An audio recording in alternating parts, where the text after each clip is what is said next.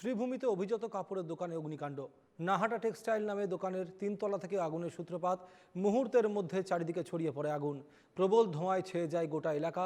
দমকলের 5টি ইঞ্জিন গিয়ে আগুন নিয়ন্ত্রণে আনে। কিভাবে লাগলো আগুন তা এখনো পর্যন্ত অস্পষ্ট।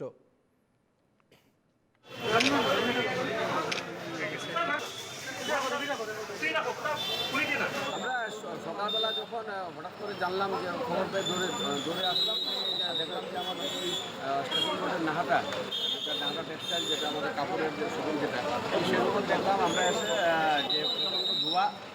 যতটুকু আমরা খবর পেলাম বা আমাদের যে দমকল বাহিনী যারা এসেছে ওনাদের ভিতরে ঢোকার পর যে স্টেটমেন্ট দেখলাম যে ভিতরে প্রচণ্ড ধোঁয়া, কিছু দেখতে পাচ্ছি না। তার পরবর্তীতে তারা অক্সিজেন লাগিয়ে ভিতরে যখন প্রবেশ করার পর এখন আমরা যেটা জানলাম যে ভিতরে যেখানে আগুনের সূত্রপাত যেটা হয়েছে সেখানে মোস্ট প্রবাবলি এখনও বুঝতে পারা যাচ্ছে না, হয়তো বা শর্ট সার্কিট থেকে হয়েছে বা অন্য কিছু বোঝা যাচ্ছে না।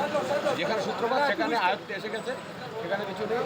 এত ধোঁয়া যে সেই ধোঁয়ার ফলে কিছু দেখার ক্ষমতা নেই, কতটুকু ক্ষতি হয়েছে, কী ক্ষতি হয়েছে কিছু বুঝতে পারছি না। মালিক পক্ষকে জিজ্ঞেস করলাম, ওনারাও ঢুকতে পারছে না।